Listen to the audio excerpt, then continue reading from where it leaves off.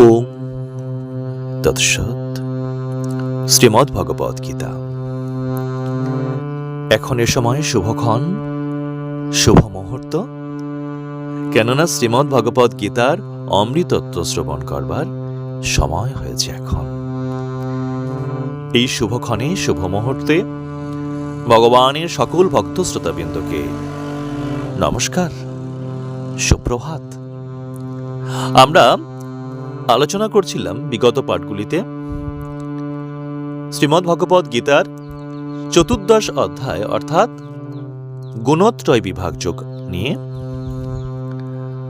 আমরা আলোচনা করছিলাম যে মানব প্রকৃতি 3টি গুণ, সত্ত্ব, রজ এবং তম। প্রত্যেক মানুষের দেহের মধ্যে এই 3টি গুণ আছে। শুধু তাই নয়, এই জগতের সমস্ত কিছুর ভেতরেই এই 3টি গুণ বিদ্যমান এবং সকলেই এই 3টি গুণের অধীন। কেননা এই 3টি গুণ যে মানব প্রকৃতির মধ্যে আছে, এই 3টি গুণ মানব প্রকৃতিকে, দেহ প্রকৃতির মধ্যে 3টি ভাব জাগ্রত করে: সাত্ত্বিক, রাজসিক এবং তামসিক। তো সত্ত্ব, রজ, তম এই 3টি গুণ মানব চিত্তে সাত্ত্বিক, রাজসিক এবং তামসিক ভাব জাগ্রত করে এবং এই ভাবটাকেই বলা হয় মায়া। তো এই ভাব দ্বারা মোহিত হয়ে যদি মানুষ কর্ম করে, তাহলে সে নিজেকে জানতে পারে না এবং ভগবানকেও জানতে পারে না। আমি কে এবং ভগবানও বা কে, এই সত্য সে জানতে পারে না। এই 3টি গুণ, তার 3টি ভাব দ্বারা মানুষকে সংসারে আবদ্ধ করে বা বন্ধন করে, আর এই বন্ধন থেকে জীব কখনোই বেরোতে পারে না। কারণ মানুষ এই দেহ প্রকৃতির যে ভাব, সেই ভাব অনুযায়ী সে কর্ম করে, এই ভাব দ্বারা সে চিন্তা করে এবং এই ভাব বা চিন্তা দ্বারা কর্ম বা চিন্তা করলে মানুষ এই দেহের ভাবের মধ্যে আবদ্ধ হয় বা মায়ার দ্বারা আবদ্ধ হয়ে পড়ে। সে নিজেকে জানতে পারে না, সে ভগবানকে জানতে পারে না, ভগবানকে লাভ করতে পারে না। জীবনের যে পরম সত্য তা দৃষ্টিতে উদ্ভাসিত হয় না, সত্য উদ্ভাসিত হয় না। এই জগৎ জীবনের যে মূল সত্য, নিত্য আনন্দ, সে লাভ করতে পারে না। কারণ ভগবানই তো নিত্য, তিনি তো আনন্দময়, প্রেমময়। তো তার কাছে পৌঁছতে আমরা পারি না, কারণ এই দেহ প্রকৃতির যে ভাব, যাকে আমরা বলছি মায়া, এই ভাব দ্বারা মোহিত হয়ে আমরা চলি। কিছুতে আমরা এই ভাবটাকে ত্যাগ করতে পারি না। দৈবী হেষা গুণময়ী মম মায়া দূরত্বয়া মামে বোঝ প্রপদ্যন্তে মায়া মে তং তরন্তিতে। ভগবান বলছেন, আমার এই ত্রিগুণময়ী দৈবী মায়া অতিক্রম করা অত্যন্ত কঠিন। কেবল যাহারা আমাকে আশ্রয় করেন, তাহারাই এই মায়া হতে উত্তীর্ণ হন। অর্থাৎ ভগবানকে, যিনি ভগবান, তিনি এই মায়া সৃষ্টি করেছেন, তিনি এই মায়ার বন্ধন দ্বারা আমাদেরকে আবদ্ধ করেছেন। তাই এই মায়া থেকে, এই ভাব থেকে, এই সংকীর্ণতা থেকে মুক্তি লাভ করতে গেলে ভগবানের আশ্রয় গ্রহণ করতে হবে, ভগবানের শরণাপন্ন হতে হবে। কারণ যিনি মায়ার রচনাকার, যিনি মায়া সৃষ্টি করেছেন এবং এই মায়ার দ্বারা যিনি আমাদেরকে সৃষ্টি করেছেন, তার শরণাপন্ন হতে হবে। তাহলেই এই মায়ার বন্ধন থেকে আমরা মুক্তি লাভ করতে পারব। তো আমরা জেনেছিলাম যে সাত্ত্বিক ভাব বা সত্ত্বগুণটা প্রধান হয়ে উঠলে আমাদের চিত্তে, আমাদের মধ্যে কি কি ভাব জাগ্রত হয়ে থাকতে পারে, বা রজগুণটা প্রধান হয়ে উঠলে আমাদের চিত্তে কি কি ভাব জাগ্রত হয়ে ওঠে, অথবা তমগুণ প্রধান হয়ে উঠলে আমাদের চিত্তে কি কি ভাব জাগ্রত হয়, কি কি চরিত্রের লক্ষণ, কি কি লক্ষণ প্রকাশ পায়, সেসব নিয়ে আমরা আলোচনা করেছিলাম, আপনারা শ্রবণ করেছেন। তো এই 3টি গুণ আমাদের চিত্তে সর্বদাই আছে, দেহ প্রকৃতির মধ্যে আছে।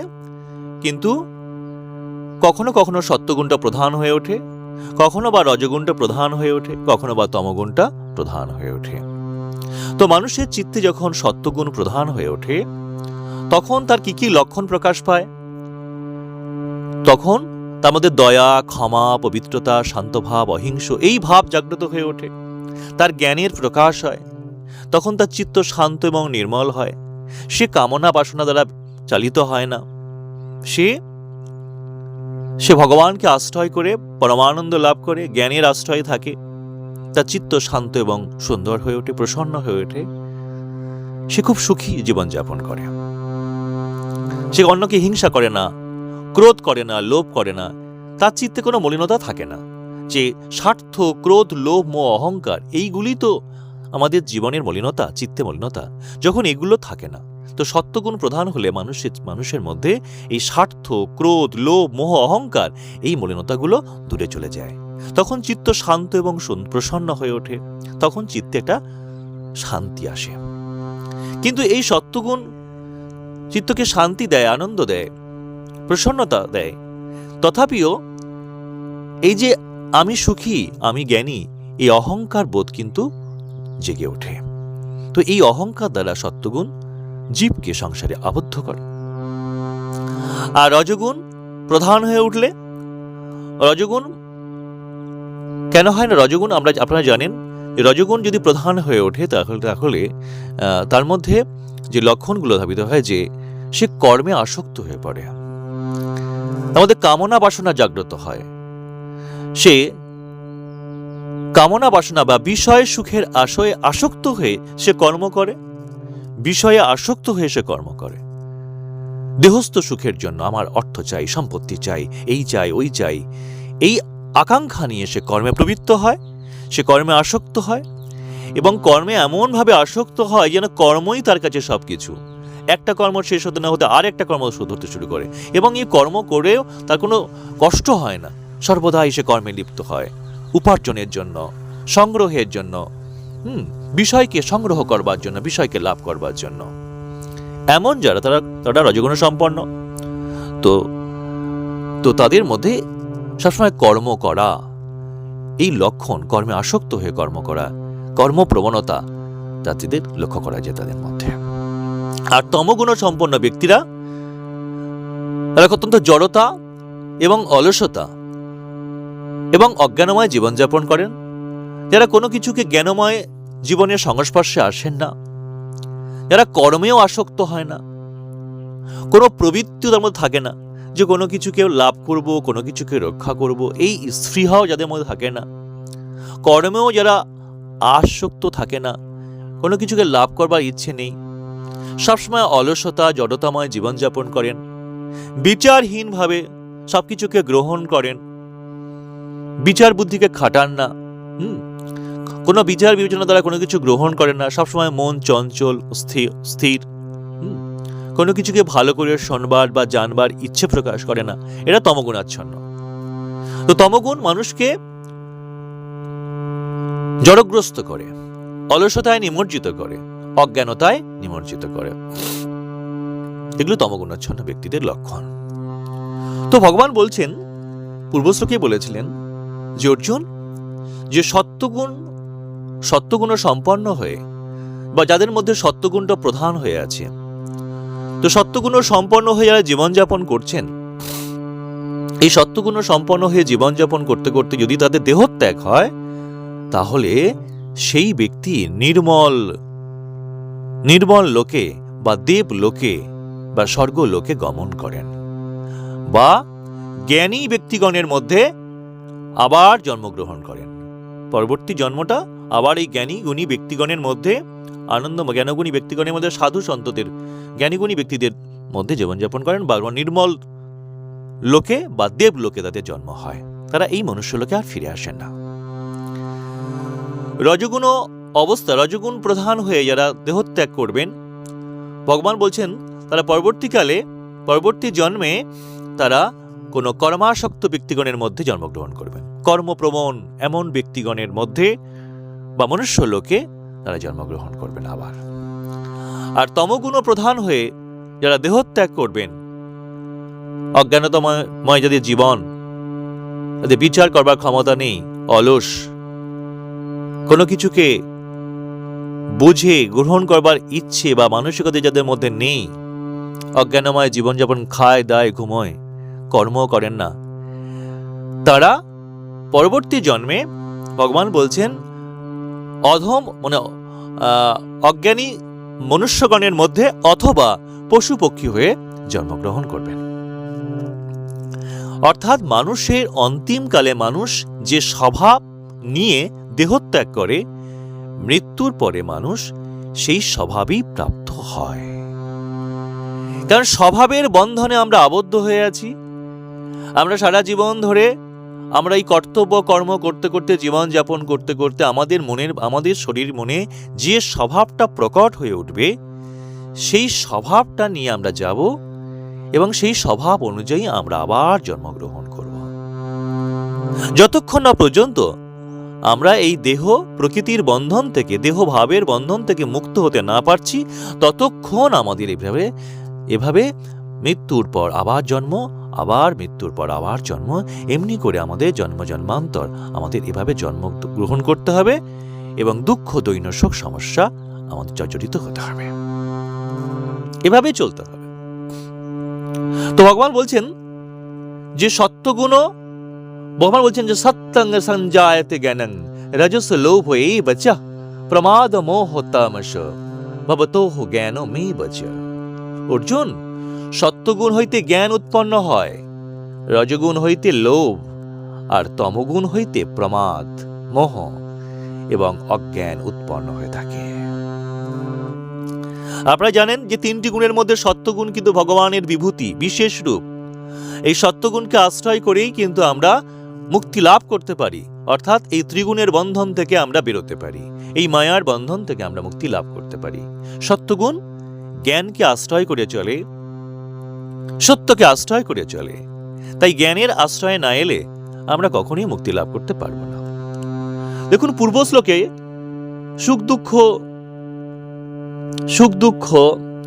সুখ দুঃখের দিক দিয়ে যে সত্যাদি গুণের যে ফল সেটা বলেছেন ভগবান, যে সত্যগুণ লাভ করলেই হয়। এই শ্লোকে জ্ঞানের দিক দিয়ে এই ফল বলা হয়েছে। এই প্রসঙ্গে উল্লেখ যে রজগুণ আত্মজ্ঞানের সম্পূর্ণ বিরোধী নয়। রজগুণ কি করে? মানুষকে কর্মে প্রবৃত্ত করে, সে কর্মে আসক্ত হয়ে কর্ম করে, কর্মপ্রবণ করে তোলে মানুষকে। কিন্তু এটা আত্মজ্ঞানের সম্পূর্ণ বিরোধী নয়। আমি নিজেকে জানবো, আমি কে? আমি দেহ নই, আমি আত্মা। এই সত্যটাকে জানতে পারলেই তো আমি মুক্তি লাভ করতে পারবো। কারণ নিজেকে জানা মানেই ভগবানকে জানা, আত্মজ্ঞান। কিন্তু আমরা নিজেকে দেহ মনে করি, দেহস্থ সুখের জন্য কর্ম করি আর বন্ধনে আবদ্ধ হয়ে পড়ি। তাই রজগুণ আত্মজ্ঞানে কিন্তু সম্পূর্ণ বিরোধী নয়। কারণ চিত্ত হইতে কামনা বাসনা জনিত যে লোভ, এটা দূর করতে পারলেই আত্মজ্ঞানে স্ফুরণ হতে পারে। কিন্তু তমগুণ জ্ঞানের সম্পূর্ণ বিরোধী। তমগুণ মানুষকে কোনো কিছু জানতে, বুঝতে বা কর্মেও আসক্ত করে না, অত্যন্ত জড়। কারণ কর্ম করতে গেলেও তো বুদ্ধি লাগে, জ্ঞান বুদ্ধির বিকাশ হয়। অনেক সমস্যার সমাধান করতে গিয়ে বুদ্ধি খাটাতে হয়, বুদ্ধির বিকাশ হয়। কিন্তু তমগুণাচ্ছন্ন ব্যক্তির মধ্যে কোনো বুদ্ধির বিকাশ হয় না, সে অত্যন্ত জড়, অজ্ঞানময় জীবনযাপন, বিচারহীনভাবে জীবনযাপন করে। তাই সত্যগুণ মুক্তির দিকে নিয়ে যায়, আত্মজ্ঞান লাভের দিকে নিয়ে যায়। কিন্তু রজগুণ এবং তমগুণ মানুষকে অজ্ঞানতায় নিমজ্জিত করে। তবে রজগুণ অপেক্ষা তমগুণ বেশি, তমগুণ আত্মজ্ঞানের সম্পূর্ণ বিরোধী। ভগবান পরের শ্লোকে বললেন, ঊর্ধ্বং গচ্ছন্তি সত্যস্থা মধ্যে তিষ্ঠন্তি রাজসা জঘন্য গুণ বিত্তিস্থ অধো গচ্ছন্তি তামস। অর্জুন, সত্যগুণ প্রধান ব্যক্তিগণ ঊর্ধ্ব লোকে অর্থাৎ স্বর্গাদি লোকে গমন করেন, আর রজগুণ প্রধান লোক সকলের মধ্যে রজগুণ প্রধান লোক সকল মনুষ্য লোকে, মধ্য লোকে বা মনুষ্য লোকে অবস্থান করেন। আর তমগুণ সম্পন্ন ব্যক্তিগণ নিকৃষ্ট গুণ সম্পন্ন ব্যক্তি অথবা পশু পক্ষী জনিতে জন্ম লাভ করেন। তো মনুষ্য সকল কোন গুণে প্রতিষ্ঠিত থাকলে তার কি গতি হয়, এই শ্লোকে ভগবান তাই বলেছেন।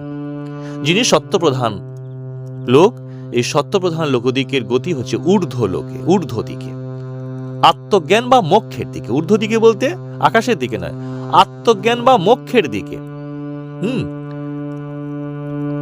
রজগুণ সম্পন্ন ব্যক্তির গতি হচ্ছে মধ্যভাগে, মনুষ্য লোকে। আর তমগুণ সম্পন্ন ব্যক্তিদের গতি নিম্ন দিকে পথপাতিত হয়, অর্থাৎ কামনা বাসনা দ্বারা আরো তারা পতিত হয়, অর্থাৎ তারা দেহস্থ বন্ধনে আরো তারা জড়িয়ে পড়ে। তমগুণাচ্ছন্ন ব্যক্তি যারা আধ্যাত্মিক কথা শ্রবণ করেন না, আধ্যাত্মিক জ্ঞানের সংস্পর্শে আসেন না, অত্যন্ত জড় তমসাচ্ছন্ন। দেখবেন যারা খুব তমগুণাচ্ছন্ন ব্যক্তি, তাদের সাথে জ্ঞানের কথা বলা হয়, তারা শ্রবণই করতে চান না, তাদের মন চঞ্চল, আর নিতেই পারে না তারা এসব কথা, অত্যন্ত চঞ্চল অস্থির। এগুলোকে গ্রহণ করবার ক্ষমতা বা ধারণ করবার শক্তি বা সামর্থ্য তাদের মন মানসিকতায় নেই। তারা এতটা তমগুণাচ্ছন্ন ব্যক্তি। আজকের দিনে তো ভয়ঙ্কর ভাবে দেখা যায়। আনন্দ অর্থাৎ ভগবানের নাম সংকীর্তন বা অন্যান্য কিছু তারা গ্রহণ করেন, আনন্দের সঙ্গে গ্রহণ করেন, যেগুলো খুবই আমাদের আনন্দ দেয় বা যেগুলো আমাদেরকে উপভোগ করবার ক্ষমতা দেয়, সেগুলো তারা গ্রহণ করেন। কিন্তু জ্ঞানের কথা যেটা শুনলে আমাদের চৈতন্য হবে, আমাদের পরিবর্তন হবে, সেসব কথা শুনবার মতো যোগ্যতা বা ধারণ ক্ষমতা তাদের শরীর মনে থাকে না। অত্যন্ত তমগুণাচ্ছন্ন ব্যক্তিদের সংখ্যা বর্তমানে বেশি। অবশ্য রজগুণ সম্পন্ন ব্যক্তির অভাবও খুব কম নয়, রজগুণ সম্পন্ন ব্যক্তির সংখ্যাও বিশেষভাবে দেখা যায়। কিন্তু তাদের শুধু কর্ম, যারা আকাঙ্ক্ষা নিয়ে তারা কর্ম করছেন শুধুমাত্র দেহস্থ সুখের জন্য, কিন্তু কর্ম করুন, কর্ম খুব ভালো জিনিস, কিন্তু এই কর্মের তারা যে ভাবটা নিয়ে কর্ম করছে, সেই ভাবটা পরিবর্তন করতে পারলেই কর্ম করবেন, কিন্তু শুধুমাত্র দৃষ্টিভঙ্গি পাল্টাতে হবে। কর্মটা ভগবানের উদ্দেশ্যেই করতে হবে। সেই সাংসারিক কর্মই হোক, আপনার ব্যবসা কর্ম হোক, যাই কর্ম হোক না কেন, শুধুমাত্র ভগবানের উদ্দেশ্যে করতে পারলেই। কিন্তু ভগবানের উদ্দেশ্যে করতে গেলে তাকে জ্ঞানময় জীবনযাপন করতে হবে, জ্ঞানের দ্বারা করতে হবে, গীতা জ্ঞানের দ্বারা। আমরা বিস্তৃতভাবে আলোচনা করেছি পূর্ব অধ্যায়গুলিতে। তো যাই হোক, এই অধ্যায়ের পরের শ্লোকে ভগবান বলছেন, নান্নঙ্গনভ্য কর্তারং যদা দ্রষ্টা ন পশ্যতি গুণেভ্যশ্চ পরং বেত্তি মদভাবং সহধিগচ্ছতি। বলছেন অর্জুন, বলছেন নান্নং গুণভ্য, যখন কোনো তত্ত্বদর্শী ব্যক্তি বুঝতে পারেন যে তাহার সমস্ত কর্মই সত্তাদি গুণ দ্বারা চালিত হইয়া সম্পাদিত হইতেছে, কিন্তু তাহার আত্মা নির্লিপ্ত, এবং যখন তিনি গুণাতীত পরমাত্মাকে জানতে পারেন, তখন তিনি বলছেন ভগবান, তখন তিনি আমার ভাব প্রাপ্ত হন।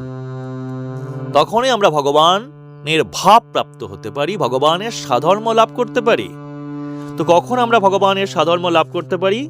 ভগবান বলছেন, যখন আমরা সত্য গুণকে আশ্রয় করে, সত্যগুণের কে আশ্রয় করে আমরা যদি কর্ম করি, জ্ঞানের দ্বারা কর্ম, আধ্যাত্মিক জ্ঞানের দ্বারা প্রভাবিত হয়ে যখন আমরা কর্ম করব, এবং যখন আমরা মনে করব যে আমি দেহ নই, আমি আত্মা, আমি কোনো কর্ম করি না, আমার দেহ প্রকৃতি কর্ম করে, আমি কোনো কর্ম করি না, এই ভাব নিয়ে যখন আমরা কর্ম করব, এই সত্যকে জেনে যখন আমরা কর্ম করব, সত্যের পথে চলব যে আমি দেহ নই, আমি আত্মা, আমি কোনো কর্ম করি না, তাহলে আমি আত্মা, আমি দেহ নই, এই সত্য উপনীত হয়ে কর্ম করতে গেলে আকাঙ্ক্ষা এবং অহংকারকে ত্যাগ করে ভগবানের উদ্দেশ্যে কর্ম করতে হবে।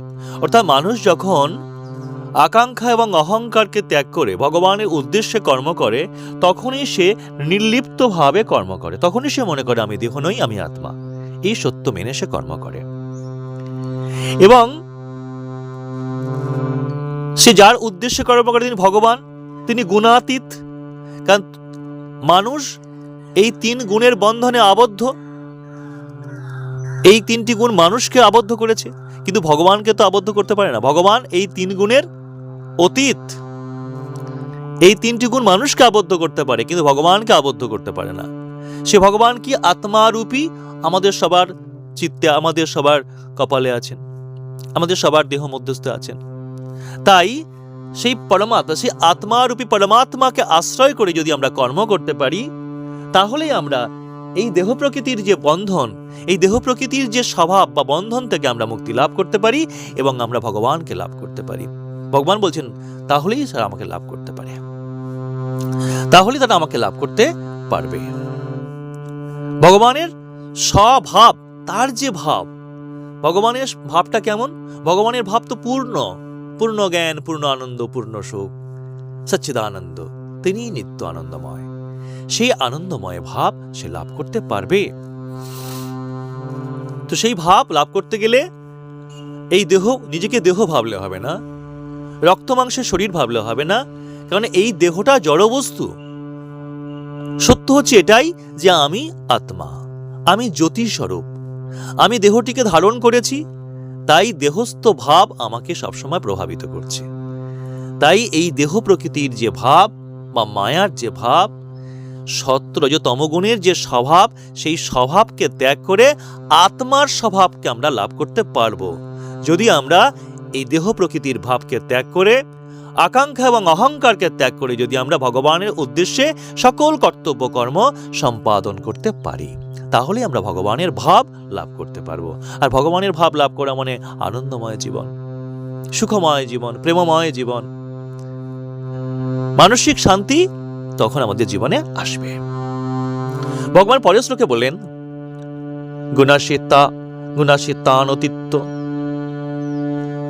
গুণাশেতানিতৃত্ব শ্রিয় দেহি দেহ সম্ভূত ভাবন জন্ম মৃত্যু জরা দুঃখ, জন্ম মৃত্যু জরা দুঃখ নিযুক্ত হো হো মৃত্যু অস্যুতিয়া।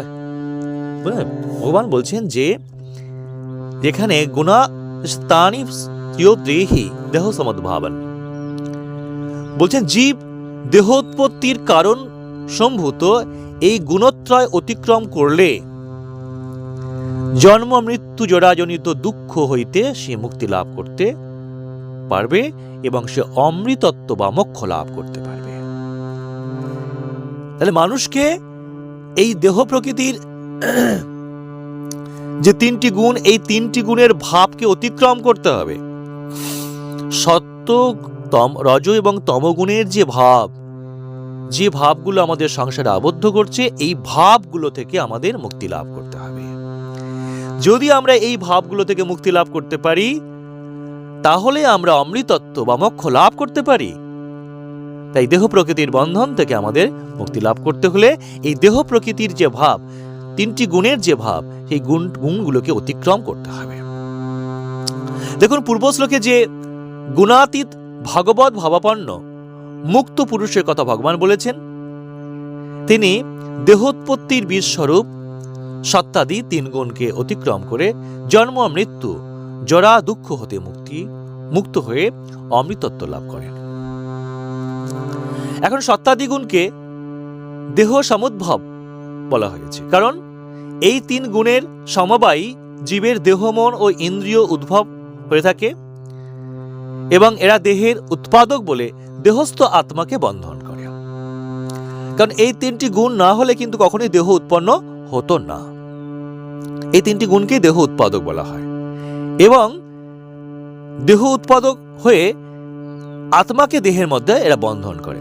কিন্তু মানুষ যখন জ্ঞান লাভ করে এই তিন গুণের বন্ধনকে অতিক্রম করে, তখন সে জন্ম মৃত্যুজনিত দুঃখ হতে সে মুক্তি লাভ করে। জন্ম জরা মৃত্যু এগুলি দেহের ধর্ম, এগুলো আত্মার ধর্ম নয়।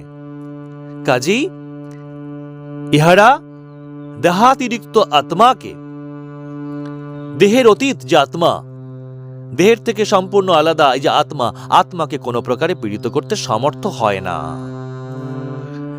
কিন্তু জীব গুণসঙ্গ হেতু, যেহেতু আত্মা দেহকে ধারণ করেছে, আমি আত্মা, আমি কি দেহ ধারণ করেছি, ধারণ করে যখন আমরা দেহকে আমি বা আমার মনে করে যখন আমরা অজ্ঞানময়ভাবে জীবনযাপন করি, তখনই আমরা দেহের বন্ধনে আবদ্ধ হয়েছি। তো জীব গুণসঙ্গ হেতু, গুণের সঙ্গ হেতু অজ্ঞানতাবশত দেহেতে আত্মাভিমান করিয়া যে আমি দেহ, এই দেহ আমি, এই অজ্ঞানময়, এই অজ্ঞানতা প্রকট করিয়া বা এই ভাব রেখে যে আমি দেহ, আমি রক্তমাংসের শরীর, এই অজ্ঞানতায় বশবর্তী হয়ে যখন আমরা কর্ম করি, তখনই মানুষ জন্মমৃত্যুর অধীন হয়। আর তখনই মানুষ নিজেকে দেহ মনে করলে আমি দুঃখী, আমি সুখী, এই ভাব জাগ্রত হয়। কারণ এই দেহের যে গুণগুলো এই ভাবগুলোকে জাগ্রত করে। কিন্তু মানুষ যখন আত্মার স্বরূপ উপলব্ধি করে যে আমি দেহ নই, আমি আত্মা, এই সত্য উপলব্ধি করে, কিভাবে উপলব্ধি করে? সত্যগুণকে আশ্রয় করে যখন সে আধ্যাত্মিক জীবনযাপন করে, জ্ঞানময় জীবনযাপন করে, আকাঙ্ক্ষা এবং অহংকারকে ত্যাগ করে যখন সে ভগবানের উদ্দেশ্যে সকল কর্তব্য কর্ম সম্পাদন করে, যখন তার চিত্ত থেকে স্বার্থ, ক্রোধ, লোভ, মোহ, অহংকার এই সমস্ত মলিনতাগুলো দূরে চলে যায়, সরে যায়, তখন তার চিত্তে জ্ঞানের প্রকাশ হয়। তখন সে নিজের আত্মস্বরূপ উপলব্ধি করতে পারে। সে বুঝতে পারে সে দেহ নয়, সে আত্মা। আত্মার স্বরূপ অব্যয়, নির্বিকার, কাম, ক্রোধ, লোভ, মোহ, অহংকারহীন। আত্মার মধ্যে কোনো কাম নেই, ক্রোধ নেই, লোভ, মোহ, অহংকার নেই। তখন সে বুঝতে পারে যে আমি দেহ নই, আমি আত্মা। জন্ম, মৃত্যু, জরা, ব্যাধি, দুঃখ এসব দেহের ধর্ম, ইহারা আত্মাকে স্পর্শ করতে পারে না। তাই এরা পারে না। এই জন্ম, মৃত্যু, জরা, ব্যাধি এগুলো দেহেরই ধর্ম। দেহেই এরা জন্মে, দেহেই বিনাশ হয়। কিন্তু আত্মার কোনো জন্ম নেই, জরা, ব্যাধি, মৃত্যু নেই। এই উপলব্ধি হলে মানুষ অমৃতত্ব লাভ করে। ইহাই ভগবৎ ভাব প্রাপ্তি, ইহাই জীবন মুক্তি। যে যত দেহ প্রকৃতির এই ভাব থেকে মুক্ত হতে পারবে, সে ততই মুক্তির দিকে, মোক্ষের দিকে, পরম আনন্দের দিকে সে এগিয়ে যাবে। তাই আমাদের জীবনে এই সত্যগুণকে আশ্রয় করে, আধ্যাত্মিক জ্ঞানকে আশ্রয় করে, জ্ঞানের মধ্য দিয়ে যদি আমরা আমাদের জীবন যাপন করি, কর্ম করি, আকাঙ্ক্ষা এবং অহংকারকে ত্যাগ করে যে আমি দেহ নই, আমি আত্মা, আমি নিত্য, আমি ভগবানের অংশ, ভগবানের স্বরূপ, আমি দেহ প্রকৃতির বন্ধনে আবদ্ধ হয়েছি। তাই এই দেহ প্রকৃতির যে ভাব, যে স্বভাব, এই স্বভাবকে ত্যাগ করে আমি জ্ঞানময় ভাবে জীবনযাপন করব। অর্থাৎ আকাঙ্ক্ষা এবং অহংকারকে ত্যাগ করে আমি ভগবানের উদ্দেশ্যেই যদি আমি সকল কর্তব্য কর্ম সম্পাদন করি, তাহলে আমি মুক্তি লাভ করতে পারবো। তাহলে আমাদের মধ্যে সত্যগুণ জাগ্রত হবে। কারণ আমাদের এই জগতে একটিমাত্র সত্য, ভগবানই সত্য, আর সবই হলো অসত্য। এই দেহটা অসত্য, কারণ এই দেহটার পরিবর্তন আছে, বিনাশ আছে। চোখের সামনে যা কিছু আমরা লাভ করতে চাইছি, এ সব কিছুর বিনাশ আছে, পরিবর্তন আছে।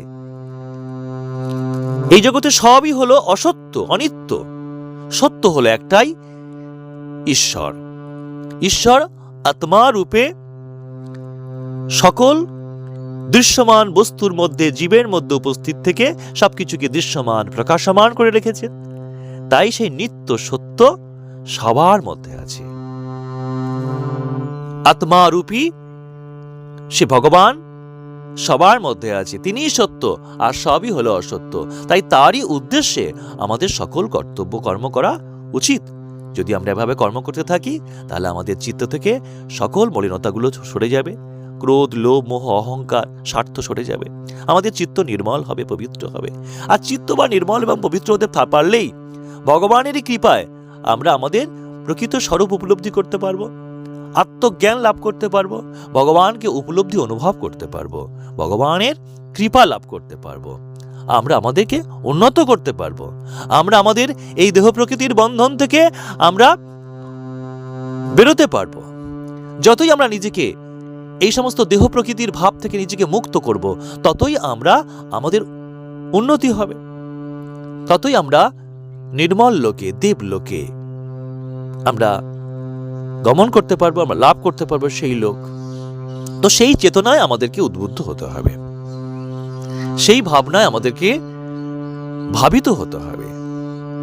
সেই ভাবনায় ভাবিত হয়ে সত্যগুণকে আশ্রয় করে আমাদের কর্তব্য কর্ম সম্পাদন করা উচিত। সকলের মঙ্গল হোক, কল্যাণ হোক। আজ অনেক কথা আলোচনা হলো। পাঠ কেমন লাগলো আপনাদের কমেন্টে লিখুন। যারা কমেন্টে লিখছেন তাদের নাম আগামী পাঠে আমি আলোচনা করব, তাদের বিষয় নিয়ে, তাদের কথা নিয়ে আলোচনা করব। যারা নিত্য দিন, বা আমার এই গীতা পাঠ যারা শ্রবণ করে, যারা কমেন্টে লেখেন, মতামত প্রকাশ করেন, তাদেরকে অসংখ্য ধন্যবাদ। আপনারা আমাদের সময়কে বাঁচিয়ে আপনারা লিখছেন, অনেকে কমেন্ট করছেন, শ্রবণ করছেন, খুব খুশি হলাম তাদের কথা শুনে। খুশি হই আমি, তাদের কথাগুলো খুব মন দিয়ে শ্রবণ করবার চেষ্টা করি, পড়ি। এবং যারা হয়তো কমেন্ট করেন না, আমার চোখের আড়ালে আছেন, লাইক দেন বা অনেকেই শ্রবণ করছেন, তাদেরও মঙ্গল প্রার্থনা করি, সবার মঙ্গল প্রার্থনা করি, কল্যাণ প্রার্থনা করি। আজ এখানেই। হরে কৃষ্ণ। ওম তৎসৎ। জয় গীতা।